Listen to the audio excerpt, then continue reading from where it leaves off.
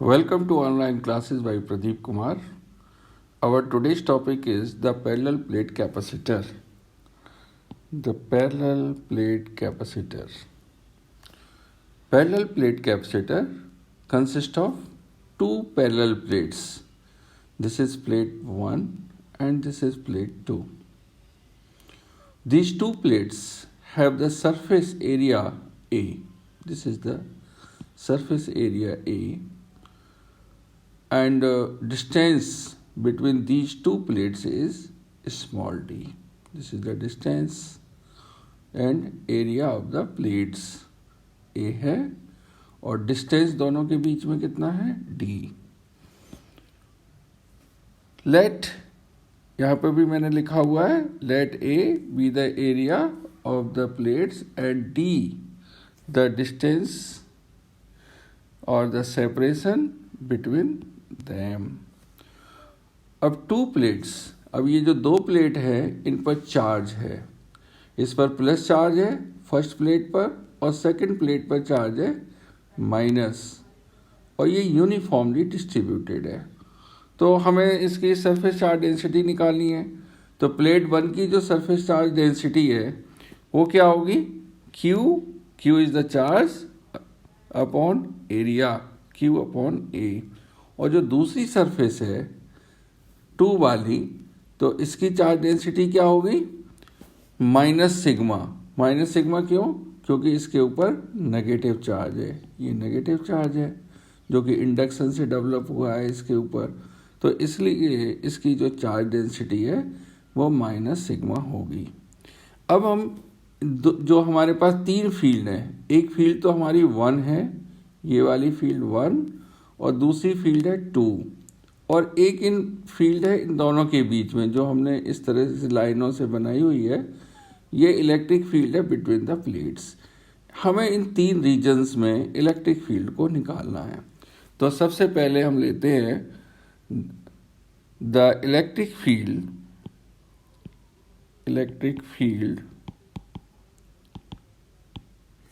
इन outer reason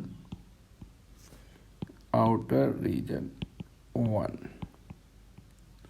जब outer reason में निकालेंगे तो क्या फॉर्मूला होता है जो हमने गॉस लॉ से निकाला था, वो था sigma upon epsilon 2 epsilon not.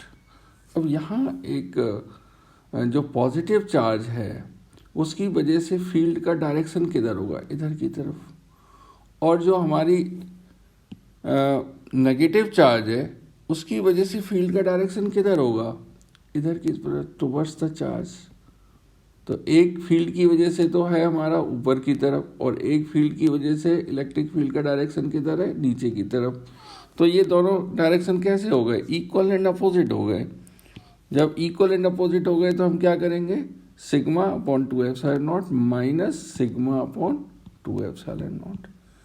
ये वाला है हमारा किसकी वजह से, पॉजिटिव चार्ज की वजह से, और ये किसकी वजह से है, ये है नेगेटिव चार्ज की वजह से.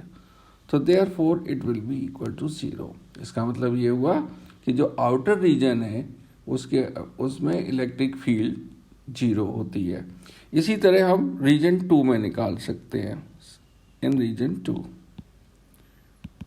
Reason 2 electric field equal to sigma upon 2 epsilon naught minus, देखो यहाँ पर भी क्या होगा, जो नेगेटिव चार्ज है उसकी वजह से फील्ड होगी इस तरफ, और जो पॉजिटिव चार्ज है उसकी वजह से अवे फ्रॉम द चार्ज यानी कि नीचे की तरफ होगी. तो दोनों फील्ड कैसी हो गई, इक्वल एंड अपोजिट. तो यहाँ पर बिल्कुल उसी तरह से निकाल लेंगे, 2 एप्सिलॉन नॉट इक्वल टू 0. तो therefore the electric field in the outer region of the 2 parallel plate capacitor is 0. In between the plates, तो inside the plates, अब यहाँ देखो इलेक्ट्रिक फील्ड किधर की तरफ है, इस तरफ, बिकॉज ऑफ पॉजिटिव चार्ज, और जो नेगेटिव चार्ज है उसकी वजह से फील्ड किधर होगी, इधर ही की तरफ होगी. तो दोनों फील्ड्स क्या हो जाएंगी, प्लस हो जाएंगी. तो E इक्वल टू हो गया sigma upon 2 epsilon naught plus sigma upon 2 epsilon naught equal to sigma upon epsilon. तो इस तरह से हम इलेक्ट्रिक फील्ड निकाल सकते हैं प्लेट्स के बीच में। Now the next topic is अब हमें पोटेंशियल निकालना है दोनों प्लेट्स के बीच में। तो यहाँ दो हमारे पास पैरेलल प्लेट्स हैं, एक प्लेट ये है, एक प्लेट ये वाली, और इस पर पॉजिटिव चार्ज है, प्लेट 1 पर पॉजिटिव चार्ज, और प्लेट 2 जो है उस पर नेगेटिव चार्ज है, ये नेगेटिव चार्ज, ये प्लेट 1 और ये प्लेट 2। इनका बीच का जो डिस्टेंस है वो कितना है, d है। और जो इलेक्ट्रिक फील्ड है उसका डायरेक्शन किधर होगा, पॉजिटिव से नेगेटिव की तरफ। ये डायरेक्शन है हमारा इलेक्ट्रिक फील्ड का। अब हम क्या कर रहे हैं, यहाँ से पॉजिटिव चार्ज ट्रांसफ़र कर रहे हैं। तो पॉजिटिव चार्ज, मान लिया ये हमारे पास पॉजिटिव चार्ज है और इसको मैंने 2 प्लेट से 1 की तरफ ट्रांसफ़र करा, और इसकी जो अमाउंट है वो सपोज कैपिटल Q है। तो जब मैं इस चार्ज को ट्रांसफ़र करूँगा against the direction of the electric field, तो मुझे कुछ वर्क करना पड़ेगा, और जो वर्क करना है वो है कितना, जैसे कि आपको पता है वर्क बराबर होता है फोर्स इनटू डिस्प्लेसमेंट। अब इस जो इक्वेशन आई है इसको दोनों तरफ हमने Q से डिवाइड करना है। तो W divided by Q equal to F divided by Q into T। अब डेफिनेशन से हमको पता है W अपॉन Q क्या होता है, V होता है, और F अपॉन Q क्या होता है, इलेक्ट्रिक फील्ड होती है, D। तो इस तरह से हम इसकी वैल्यू को यहाँ पर लिख देंगे। क्या लिखेंगे, the electric potential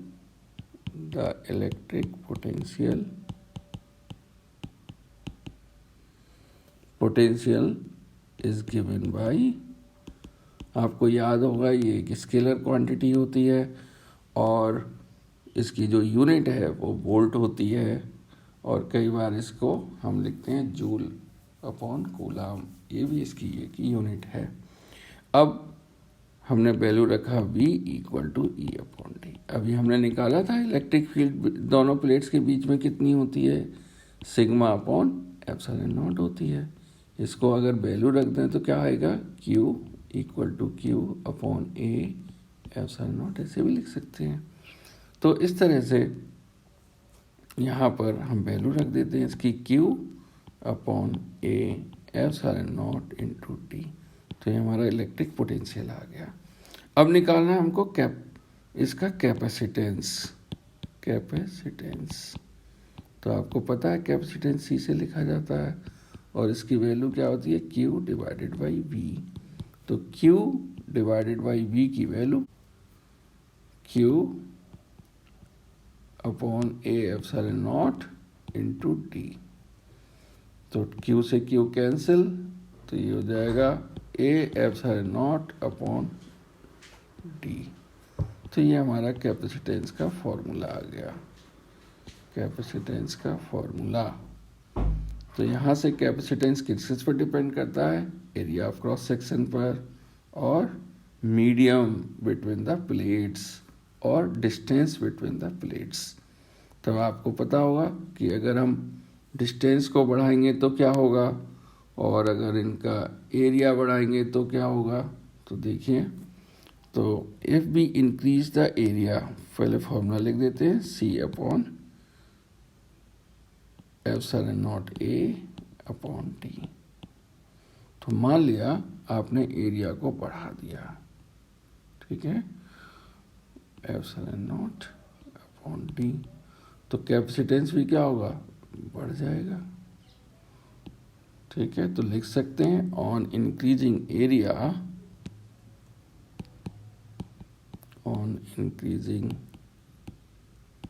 area capacitance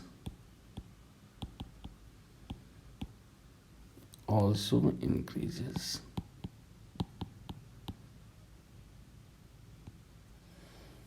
similarly अगर मान लिया मैंने D को बढ़ा दिया, तो मान लिया ये तो उतना ही रखना है, ए तो उतना ही रखना है, लेकिन डी को मैंने इंक्रीज कर दिया तो सी की वैल्यू क्या आएगी, कम हो जाएगी। तो therefore on increasing distance, on increasing distance, the capacitance